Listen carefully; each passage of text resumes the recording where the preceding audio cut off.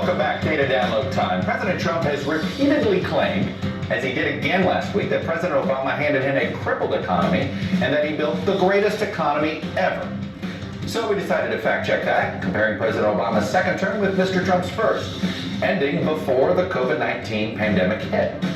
First, we'll start with the broadest measure of economic health, the country's gross domestic product. How much did it grow? In Mr. Obama's second term, the average quarterly growth rate was 2.4%. For Mr. Trump, it was roughly the same, 2.5%.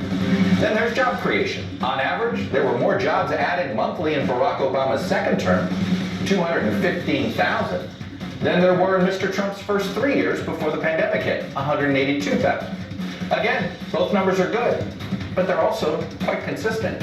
Until the pandemic hit, there was nothing drastic that changed from one president to the next. What about unemployment? Has President Trump changed that trajectory? The beginning of President Obama's second term, unemployment was already down to 8%. Over the next 4 years, it fell almost in half, down to 4.7%. And yes, it continued to drop under President Trump to 3.5% at the end of 2019, the lowest in 50 years. Again, that's before COVID hit.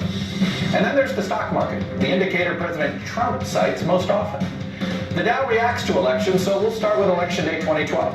It went from 13,245 to 18,332 on Election Day 2016, a 38% increase in Obama's second term.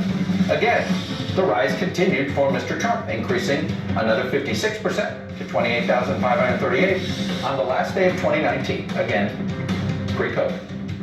Look, President Trump did preside over strong and growing economic news, and like any president, he took the credit. But the idea that Mr. Trump somehow rescued a nation that was struggling economically when he arrived simply isn't borne out in the data. We had a robust economic recovery, and it just kept going. When we come back,